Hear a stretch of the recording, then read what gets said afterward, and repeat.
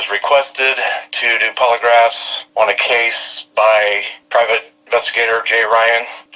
It was Katelyn Markham's disappearance and death, and he provided 5 individuals that we were going to test.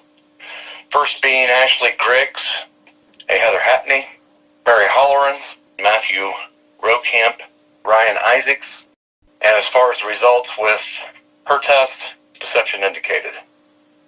I left the examination after getting the results and talked to P.I. Green and told him that she either knows something or had something to do with Katelyn's death. Upon questioning him about a question R4, did you dump Katelyn Markham's body in Indiana, which is one of the 4 questions that he was most deceptive to. He continued to deny any involvement in Katelyn Markham's case, stating he didn't know how she died or ended up in Indiana. He wanted out of the room badly, and he started asking where his wife was, where his kid was, in the lobby, wanting to leave.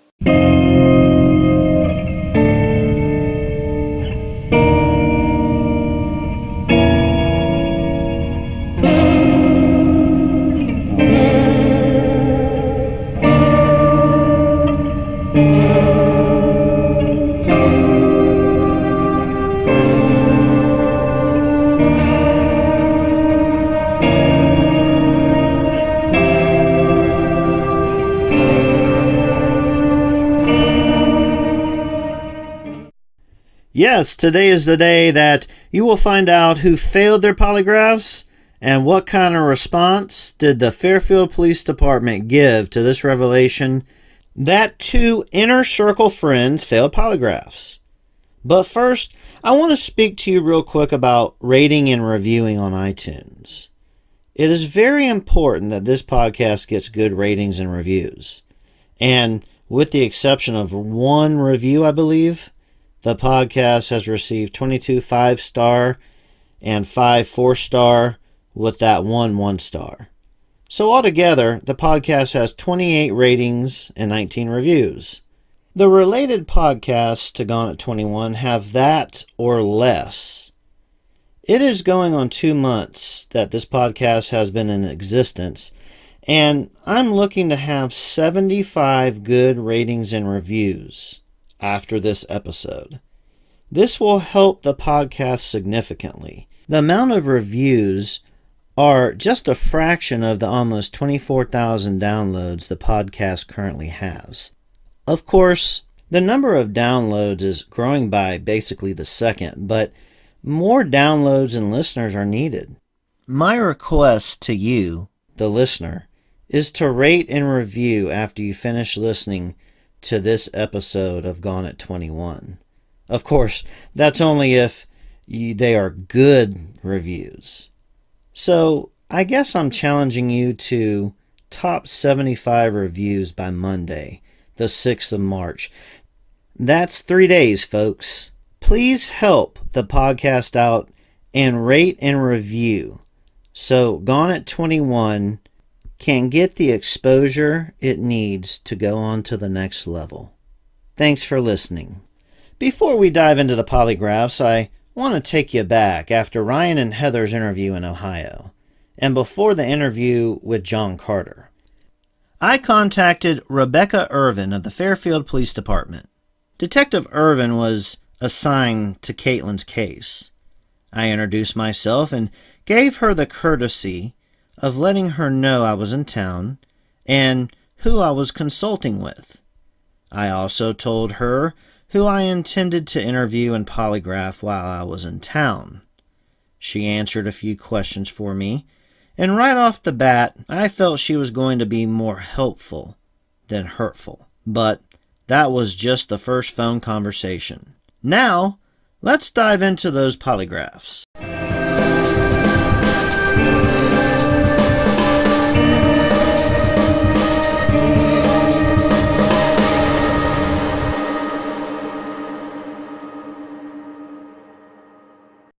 I had Heather working on Ashley just to get her to meet with me. Ashley would not return my calls, but she was communicating with Heather. Heather contacted me a day before I wanted to polygraph Ashley and told me Ashley stopped by her house and agreed to meet with me. Ashley only knew that I wanted to interview her again. She didn't have any idea about the polygraph, and I told Heather not to tell her. I wanted to be the one to ask Ashley to take a polygraph. Ashley was the least of my concerns. My biggest concern was how I was going to get Heather on a polygraph too, without pissing her off. I will play that by ear. That night, Ryan Isaacs contacted me and told me Ashley was there when Leonard told him about being there when Katelyn overdosed. Ryan said she just told him she remembered that. Okay, I have something to speak to Ashley about prior to surprising her with the polygraph. Ashley, at this point, had given me about 3 hours of recorded interviews. Heather then contacted me and confirmed what Ryan said about Ashley, saying she was there when Leonard told a story about Katelyn. Brad Kelly arrived early the next day and got set up. Ashley and Heather arrived shortly after Brad. Brad was in the conference room of the hotel, and I met with Ashley and Heather briefly up front. There was a cafeteria-like little setup right beyond the main entrance, and we sat down in a secluded part of that area where I conducted a brief interview of Ashley and Heather. I usually interview witnesses individually, but Heather already knew what I was going to ask Ashley. And I had to get Heather to take a polygraph. Nothing like being asked on the spot in front of one of your friends. So, priority 1, get Ashley on the polygraph. Priority 2, get Heather on the polygraph. Thing that occurred that Ryan Isaacs heard when Leonard was at his house. Can you just take me through that night and what happened? We were all, like I said, sitting around and getting high. I forgot Ryan was living with Leonard at the time that this was going on. And Leonard just casually had brought up that he knew what happened to Billy D. and that he knew what happened. He didn't go into specifics, but he was basically bragging about it, and that was about the gist of it. Okay. What did he say about Katelyn?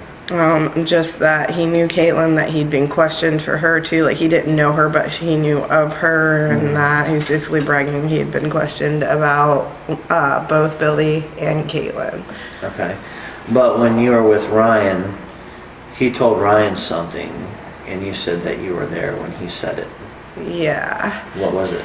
I don't remember exactly what he had said to Ryan. I just remember Ryan being there. When Ryan was standing around, that's when Leonard was telling both of us, that I know about Billy D. I know what happened. It was a couple. But before that, he was talking about Katelyn. Yeah. And he said that he knew what happened to Katelyn. Did you hear him mention that he was there when Katelyn died? No. You didn't hear that? I didn't hear that part. Have you heard anything about DJ? Yes, now that you say DJ, that brings up, yes, he was talking to Ryan. He said something about he had heard that DJ, which I don't really know, had something to do with it, with Katelyn's disappearance. And that's what he had heard from a lot of Leonard's mutual friends. And that's why DJ left and started hopping trains and traveling. Okay. But I didn't know DJ really, and I didn't know much about him. But yeah, that's what I'd heard. Okay. Is there anything else you want to add? Not that I could think of. Like, it takes for certain things to jog my memory for what happened, because it's been a long time. I'm not going to lie. I've done a lot of stuff since then, so my memory isn't as good. Okay. Now, you tell me the truth. I believe you tell me the truth. You have no reason to be afraid of the next question I'm going to ask you. Okay. I have a polygraph examiner here from Cleveland, Ohio. Okay. He's with me. And I want you to take a polygraph. Now, I'm not wanting you to take a polygraph because I believe you did anything. Okay? I'm giving you a polygraph to prove that you told me everything you know and that you're not involved with it. And I know you're not involved with it. Okay. Deal? Deal. Okay. Want Heather to go first? I don't know. Yeah, I guess. You do? Okay. Yeah. Heather, follow me. I'm going to I turn go this... smoke a cigarette really quick. Yeah. Ashley mentioned Billy D. Billy D is William Billy DiSilvestro, who went missing from the city of Hamilton in early 2011. He is still missing. You always want to make sure people that you ask to take a polygraph realize you believe that they didn't have anything to do with the crime and just want to basically rule them out. With both girls in that interview, if one was going to take a polygraph, the other one will probably most likely take a polygraph as well. Hitting Heather quickly and painlessly was the best thing I could do at that time. Heather wasn't going to turn down a polygraph in front of Ashley, especially after Ashley just agreed to take one.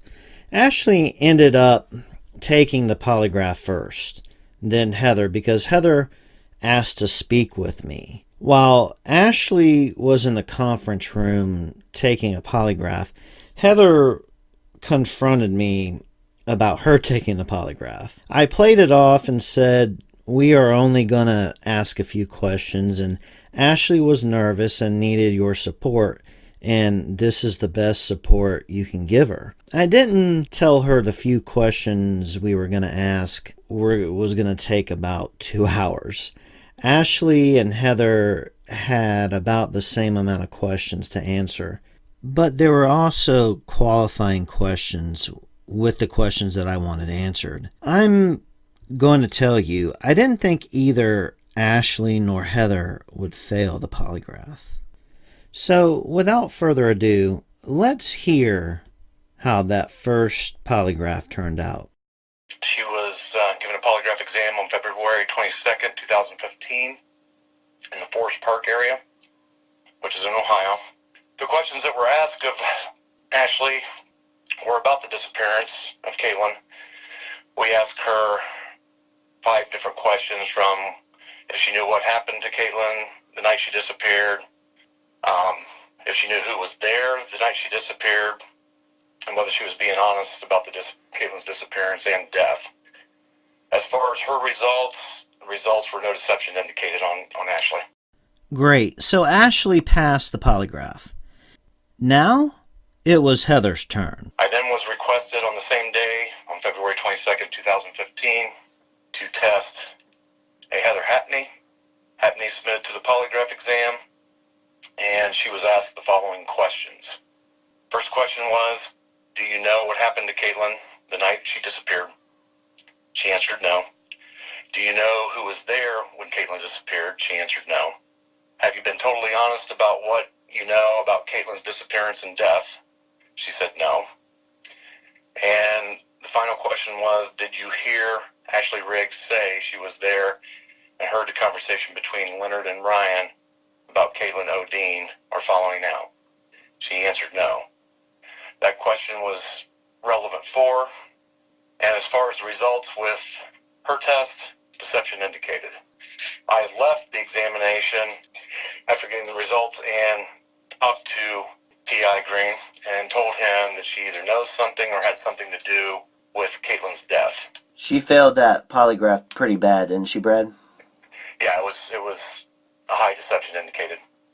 I'm thinking somewhere around the area of -10 to -13. Okay. I saw Brad running up to me. I have known many polygraph examiners, but have never seen one this excited. He told me she was there or she knows what happened to Katelyn. Brad then asked, "Do you want to question her or do you want me to?" I said, "Neither. If we question her, it's going to be accusatory. She's going to be pissed, and I will never get Ryan Isaacs on the polygraph." I told Brad to tell her to come see me. Heather walked out, and I just said, "Good job, Heather." But I told Ashley she passed. I then said thanks and escorted the 2 girls to the door. They left, and I felt really comfortable because I didn't think Heather knew or suspected for 1 second that she had failed the polygraph. After watching the girls pull out of the parking lot, I ran back to the conference room and asked Brad when he could polygraph Ryan Isaacs. He said next Wednesday. I jumped on the phone with Ryan and asked, "Can you take a polygraph next Wednesday?" His first question was, "How did Ashley and Heather do?" I said they did great. He responded by saying, "I knew they would." I guess Heather texted Ryan about her taking a polygraph while she was waiting for Ashley to get done. He then agreed to take a polygraph for me. I had a problem. I was supposed to leave Ohio before Ryan was scheduled to take the test. I contacted the benefactor, who approved another week and next day mailed me another check. Since I was going to be in Ohio into the next week, I set up a couple more polygraphs besides Ryan Isaacs. The first one was Matt Rokamp, and then also Mary Holloran. On the 24th of February 2015, Anna and I arrived at Matthew Rokamp's house for the second time. We were waiting for Brad Kelly to arrive and set up his polygraph equipment. When Brad arrived, I introduced him to Matt, and during the preliminary questioning, a male roommate, came out into the room and started yelling, "Who the fuck are you?" Then turned to Matt and said, "What the fuck?" Matt said, "It's okay, I'm taking a polygraph." Brad told Matt he couldn't have these kind of interruptions when the test started. The roommate was asked to go back upstairs, but wasn't too happy, and voiced his opinion about his thoughts all the way upstairs. Because of the setup of the house, Anna and I were also a disruption, so it was agreed that we would leave. Here are the results of Matt's polygraph test. I was also requested by PI Green to do a polygraph exam on Matthew Rokamp. This examination was done in Hamilton, Ohio on February 24th, 2015. The polygraph exam was in reference to Katelyn Markham's death and disappearance, and the following questions were asked of this individual. First question was, did you ever go to Big Cedar Road in Indiana where Katelyn was found? The answer was no. Were you present when Katelyn died? The answer was no. Did you see Katelyn the day she went missing? The answer was no. Did you help dispose of Katelyn's body? The answer was no. The results for this polygraph exam, or this individual's polygraph exam, was no deception indicated, meaning that he was telling the truth to those 4 questions. And as far as his results were a positive, no deception indicated, meaning it was a +6 or more. Okay, so he passed with no problem. No problem. Matt passed.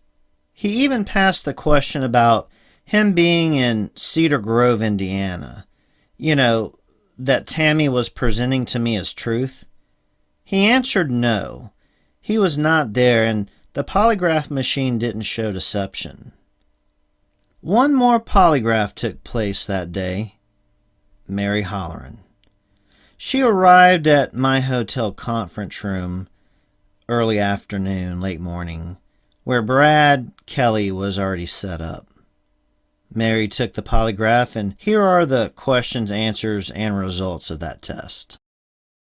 Mary Holloran, she submitted to the polygraph exam. She was also asked questions concerning Katelyn Markham's death and disappearance. The questions asked of her, did you see Katelyn the day she disappeared? She answered no. Do you know who was there when Katelyn died? She answered no. Were you out there when Katelyn died? She answered no.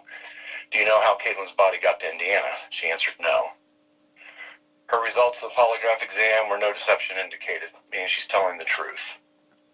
She passed that pretty good. There was no, it's a borderline answer or anything like that. Yes, so there was no doubt that she passed the polygraph exam. Yep, Mary passed, and I wasn't a bit surprised, but others would still bring her name up as someone that might have something to do with Katelyn's death. Of course, they didn't know she passed a polygraph. One more polygraph to go. Ryan Alexander Isaacs. Not to be confused with Ryan Alexander Duke, the man who was arrested just last week after 11 years for the murder of Tara Grinstead in Ocilla, Georgia. Tara's investigation file is the biggest to date in the state of Georgia. The podcast Up and Vanished looked into the case, and then last week an arrest in the case from a tip. Yes, a tip. It is not clear whether the tip came in due to the podcast or just someone that thought it was time Tara had justice. We need a tip in Katelyn's case. The right tip. If you are listening to this podcast and you know specifics about what happened to Katelyn, please come forward and contact Vance Patton of the Indiana State Police. His phone number is 812-689-5000. Again, area code 812-689-5000. Or Sergeant Rob Whitlock of the Butler County Sheriff's Office. His line is 513-785-1258. Again, that's Sergeant Whitlock of the Butler County Sheriff's Office, 513-785-1258. Or if you want to put in a tip but want to speak to someone that's not law enforcement prior to speaking to law enforcement, or just to be a liaison between you and law enforcement at first, you can call J. Ryan Investigations and talk to me. 941-565-7661. Again, 941-565-7661. Again, Vance Patton of the Indiana State Police, 812-689-5000. Sergeant Rob Whitlock of the Butler County Sheriff's Office, 513-785-1258. Or if you're wanting a liaison between you and law enforcement, give J. Ryan Investigations a call at 941-565-7661. Now, back to the polygraphs. Ryan Alexander Isaacs showed up for his polygraph on the 25th of February 2015. Heather actually drove him to the test, so she was there for me to speak with. I wanted to see how Ryan scored before doing any type of serious interview with Heather. I didn't need her freaking out before Ryan was finished with the test. Let's explore how Ryan did on his polygraph. And then I was requested to test a Ryan Isaacs on February 25th. This was also conducted at Forest Park, Ohio. This was also concerning the disappearance of Katelyn Markham and her death. The questions asked of this individual was 1, did you see Katelyn the day she disappeared? He answered no. Do you know what happened to Katelyn Markham? He answered no. Were you there when Katelyn Markham died? He answered no. And fourth relevant question was, did you dump Katelyn Markham in Indiana? He answered no to that also. His results of his polygraph exam was deception indicated, and upon questioning him about a question R4, did you dump Katelyn Markham's body in Indiana, which is one of the 4 questions that he was most deceptive to. He continued to deny any involvement in Katelyn Markham's case, stating he didn't know how she died or ended up in Indiana. Then he got a little aggressive, didn't he, trying to get out of the room? Yeah, he wanted out of the room badly, and he started asking where his wife was, where his kid was, in the lobby, wanting to leave. And, of course, I allowed him to leave. Right, and while you were, after that test, you interviewed him, and I had Heather outside interviewing her. Right. Okay. And so the main question that he failed was, did you help dump Katelyn Markham in Indiana? Is that correct? That is correct. So the question that Ryan showed the most deception on was the dumping question. A month or so earlier, when speaking to Ryan, he mentioned her being dumped in Indiana, Katelyn being dumped in Indiana. Could have been anyone. He said he knows several people who would get rid of a body for cash with no questions asked. This was a concern to me. Brad Kelly told me which question Ryan failed, and I made the decision that he needed to delay Ryan from leaving by asking a few more questions so I could contact the Fairfield PD and have them on their way to interview Ryan and Heather. I text FPD Detective Rebecca Irvin, who I made arrangements with the day before to come out and interview Ryan and Heather if Ryan failed. Detective Irvin responded by texting me, "Okay, yeah, that would work." That was the day before this polygraph took place. I also called her and gave her the time and the time frame that Ryan would be done. When I reached out to Detective Irvin, she said, "What hotel are you at?" "I can leave the jail in about 30 minutes. "Wait a second. We made plans the day before. You said, yeah, that would work. And now you're at the jail? What are you doing at the jail?" Turns out she was in property and evidence with another detective and her sergeant, apparently. They needed 3 of them in evidence.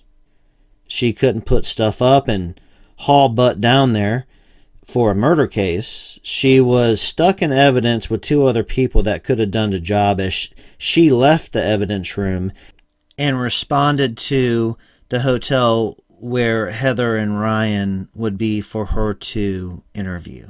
We're going to revisit that a little bit later. Anyway, she said she could leave the jail in about 30 minutes and it would take her about 15 minutes to get there. That wasn't going to work. I couldn't keep Ryan and Heather there another 45 minutes. That was unreasonable. I decided if we were going to hit it while it was hot, Brad and I had to conduct these interviews. I wanted a shot at Heather. I needed to handle her with kid gloves, and even though I didn't want to treat Ryan with the same gloves, I asked Brad to stall and ask more questions, then hit Ryan hard. I took Heather outside and we sat down on a bench just a couple feet away from the door where there was an ashtray so if she smoked she could have a cigarette and get comfortable. The hotel was almost empty at that time. There were 2 cars in the parking lot and one of those was mine. So we were not going to get interrupted by guests walking in and out of the entrance. I informed Heather she actually failed the polygraph. I let her express her concerns and what Brad describes as an epic fail. I explained to Heather I felt she knew more than what she was telling me, and I needed her to step up for Katelyn. I asked, "What if this was your daughter?" Heather started to cry. I felt she was gonna open up. I went on to say, if you're the first to cooperate, and usually the deal is given to the first person who comes forward with the truth, if you were there, you have kids and those kids need their mother. So please, please help me with this. Heather cried some more. I could feel something was eating her up badly. Maybe that's why she can't get clean and continues to use drugs. Heather and I sat there in silence for about 30 seconds. She finally looked up at me and her mouth started to move as if she was going to say something. Then the stupid front sliding glass doors open, and they are loud. Heather jumped, swung around, and looked to see who was coming out of the doors. No one exited. the doors opened by themselves or were triggered by inside movement. I don't know anything else, is what she told me. I believe Heather thought Ryan was coming out. I believe she thought that he was exiting the hotel and she got scared. That's just my belief. I said, "Okay, Heather, you have my number. So if you change your mind about helping me, please give me a call." At that point, I told Heather I was going to go check on Ryan. As I turned the corner to walk down the hall, I could hear Ryan and Brad yelling at each other. I knocked on the door. It was locked. It stayed locked. The door, if it closed, you're locked out unless you have a key. Brad answered it and then said, "Don't touch the equipment. I'll take it off of you." While Brad was unhooking Ryan from the polygraph machine, I began to calm Ryan down. It wasn't really working. He said, "Where is Heather and my son? I'm done." I walked Ryan to a stairwell and calmed him down before we proceeded to the front of the hotel where Heather and his son were. After reuniting the three, they left the hotel parking lot faster than anyone I've ever seen. I don't even think they had time to put the kid in his car seat.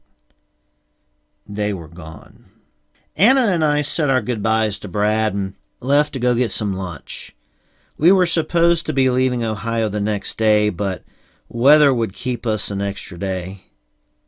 My phone started blowing up. It was Heather and Ryan texting me. I will post those texts on the Gone at 21 Facebook page. Pay attention to what Heather texts me about telling on herself. I asked Detective Irvin to go to Heather's mom's house where Heather was staying. Ryan was going to be there because Heather's mom was out of town that night. The night that we interviewed them after Ryan failed the "did you dump Katelyn in Indiana" question. Detective Irvin didn't go that night. She didn't go the night after that or the day after that. And the 27th, I was on my way back to Florida. Detective Irvin didn't interview them until May 29th. That's over 3 months after Ryan Isaac's polygraph. There were some accusations made in the press that I didn't give the detective advance notice and that the police were repairing a relationship because after I spoke with Ryan and Heather, it was in disrepair. I'm going to take the time in evidentiary notes this next Wednesday to talk about that. Not only to talk about it, but to prove it wrong with text messages and statements from Ryan and Heather.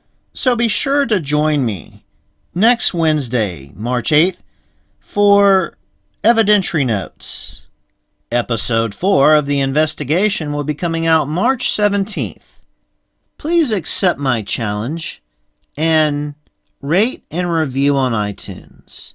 If you want to help support this podcast, please go to Gone at 21, the Facebook page. There you will see a GoFundMe link pinned to the top of the wall. Just press the link and any amount you choose to give will be greatly appreciated. Until next time, I'm Jay Ryan. Take care.